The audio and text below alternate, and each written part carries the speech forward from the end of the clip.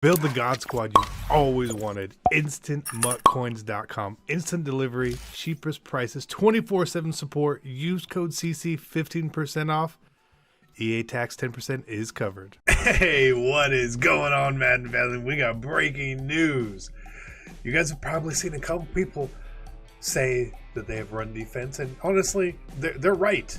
There is run defense in the game. You've probably seen hundreds, though, say that run defense doesn't exist. We're going to show you that it does today, and I hate that we have to do it this way. We want to get as many eyes on this as possible, so you've got to use words like glitch and unstoppable and the best and all that sort of stuff. But to be honest, what we're showing you, it's good run D, and we're focusing more on those under center type of runs, right? This isn't going to stop everything. If you want to go ahead and you want to stop some of these shotgun runs, I probably wouldn't, be running like this. RPOs at times, you know what? They can get you too. It's really hard to have one play, set it and forget it, and stop the world. So we're going to get into it. We see we're in a suite, which was provided to us by the Dallas Cowboys here, because they know that we are there. We found run defense and they were so happy. We flew it into them, so expect good things from them this year. So let's get into it. Let's have some fun with some run D. So for this particular run defense, we're going to be operating out of 5-2, which is a formation in very few playbooks. But if you're in a 4-3 book, you might as well be in a book with 5-2 as well.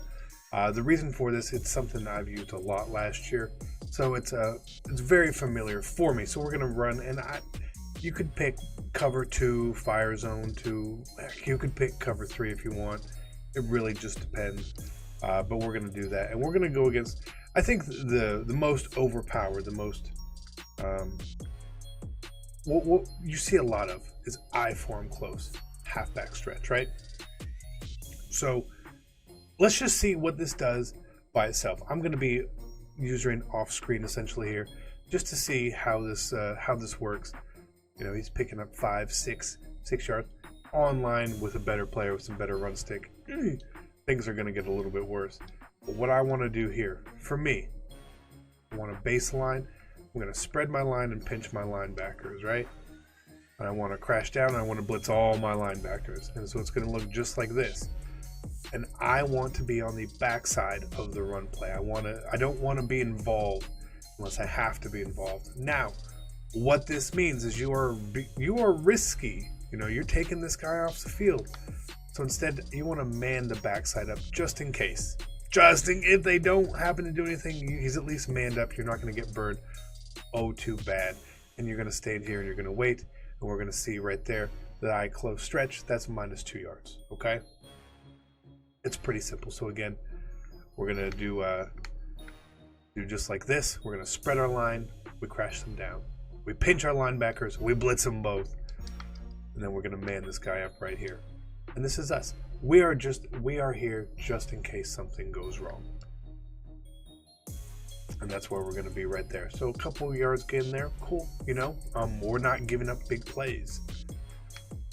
It's definitely the way to go. And you want to cheat over a little bit so you can get in the play. But I don't want to come too far down in the box, because I want to be able to scrape across just in case something bad really, really does happen. So again, here it is. And we're going to man them up. It doesn't really matter who else you're on, right? The reason why we want it to be done this way is that if they happen to run it to the left or the right, you're pretty safe. You're pretty safe. So again here, this is, look at nothing. No adjustments. We get gashed. Now, stretch isn't the only thing people run. Now that we showed you how to, stop stretch, the outside runs with the spreading the line and the pinching the linebackers at a 5-2. If you run that same concept against a nice under center dive, right? We'll set it up exactly the same way. You're not going to see the same results. This is not going to be universal. Look, hat on a hat, bam. That's not good run defense there for us. But if you happen to come up against a single back dive, this is what we want to do. We're going to come out in the same play in 5-2. We want to base a line, right? Let's base a line here beautifully. We want to shift our line to the left. We want to shift our linebackers to the right. we want to crash our defensive lineup, and we want to use this linebacker right here. We want to pull him over here. What this is going to do for us, we're going to get a really good contain if someone does not motion block. This defensive end right here, he's going to have a pretty free shot if they try to bounce the ball out left. Otherwise, we're going to be shooting through the A gap with this linebacker here. The key is, though, there are ways and times that people can manipulate how blocking works in the game. If you can't get through the hole, maybe you do a different crash or try something different. There's no, this always works every time versus everything. It doesn't exist. Sorry. But again, you want to stand here in this B gap, and when they hike the ball here, single back dive, it doesn't work anymore. Let's go find a different run. Let's show you this one more time, right? Again, your line goes left, your linebackers go right. You crash up, you move over here into the B gap between the left tackle and the left guard, and you hit him. You just hit him. Now let's go find a different run. Now this time we come out, and they're in like a single bag bunch, and you know what they want to run in single bag bunch. I know you know what they want to run pitch. Now obviously you need to be pretty spread out for a pitch play, right? So we're going to do a similar look. We're going to spread both sides, right? We're going to spread our linebackers and spread our defensive line and crash down. And this time we want to be on this linebacker here. And what we're going to have to do is cut through ourselves there, right?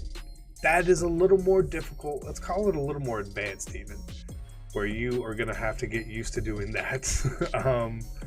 But again, you can do it. You want to stand over the center here because you don't know what's coming. And as the pitch comes across, you can actually cut back through. I missed the hole. It's harder. If you want to sell out a lot more, you can. I don't really like to sell out too much. Personally, it just gets scary. But again, you want to scrape across the line when you see something like this, because it's going to be there, because it's you versus the right tackle. That's honestly it. Who gets to the spot first? Is it you or is it the right tackle? You know, I think I can get there first generally. If I can't and I'm having trouble, maybe you want to bring the safety down a little bit here. There's no real outside threat. We should be good to go. And again, versus a nice single back pitch here, we're going to be able to hit that guy in the backfield too. So we've shown you how to stop stretch. We've shown you how to drop by a single back dive, single back pitch. Let's see what else we can find how to do in here. We might as well. Let's see. Roll it. All right, there are going to be times when you are going to come up against a formation which has a pretty good dive and a pretty good stretch. So you're going to have to decide whether you want to sell out to one or the other, or neither. So in this case, like this formation here has a dive and a stretch, right? The stretch normally goes left. The dive is more of a halfback blast, sort of going up the middle. If you want to defend both, you can. You don't have to do a whole lot. You may not be able to lock them both up considerably, right? Anytime you have to deal with multiple things, we have multiple options and multiple issues here. Now, this particular formation, we know the stretch is a power left to the left, okay? So I'm more likely to set up my dive defense here. Just something like this, because I know that if it's a stretch to the left, and we'll cover the stretch to the left here in a second. Otherwise here, we are able to still hit the dive there. You saw that? It's actually a halfback blast. But again, we want to shift our line left, shift our linebackers right, crash up, and we're going to come back here.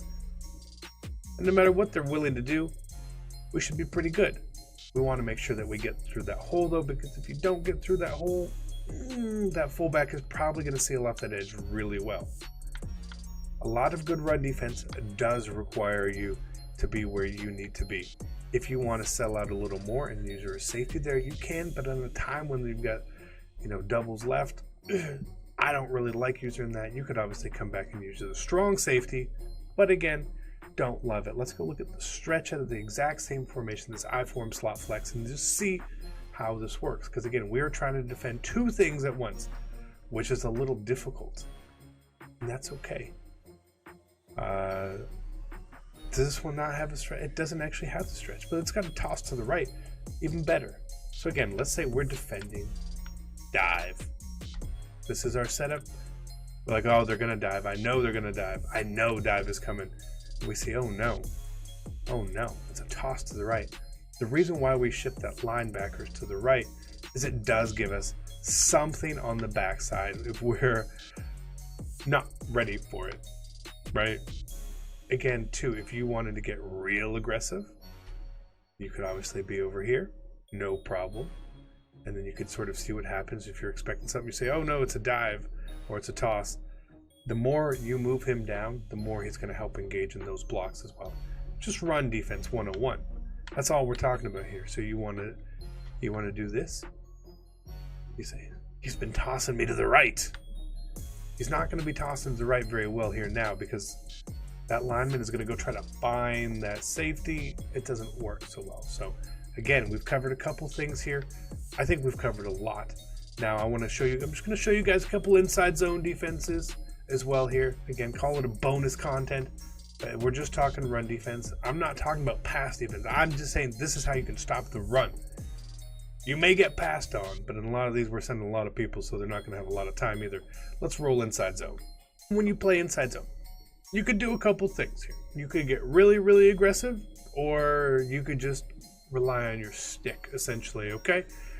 If we set up our same defense here that we were doing earlier against stretch, where we're blitzing all the linebackers, we're spreading our line, pinching the linebackers, crashing down, you could have something like this. Is this going to stop inside zone? Yes, it is.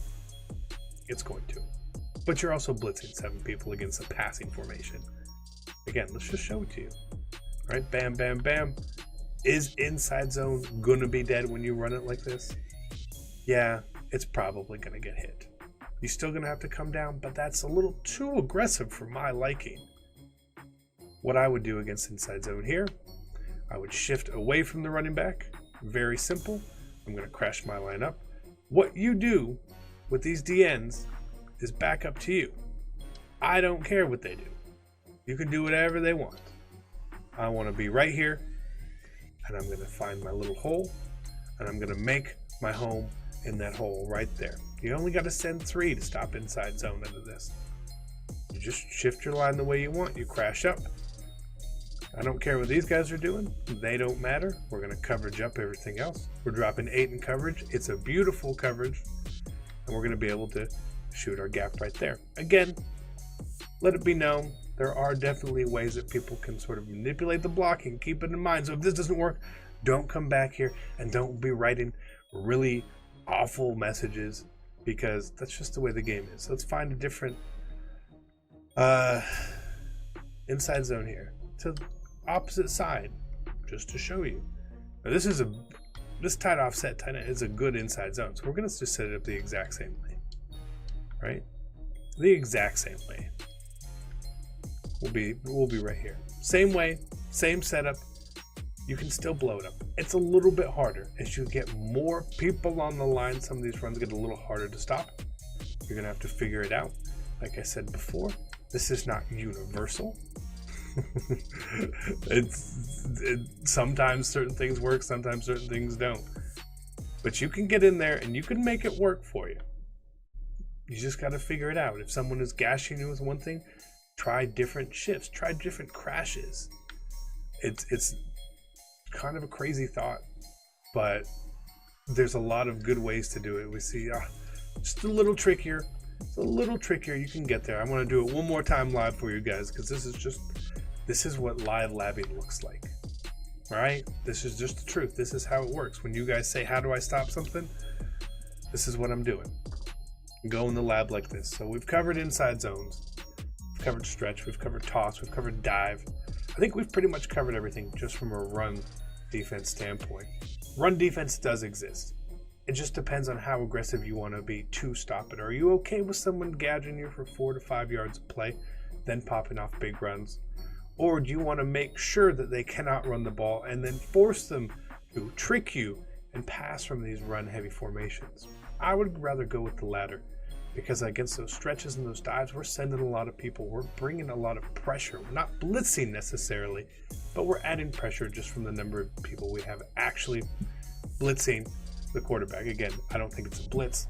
A blitz would be something that is designed to get to the quarterback. This is designed to stop the run.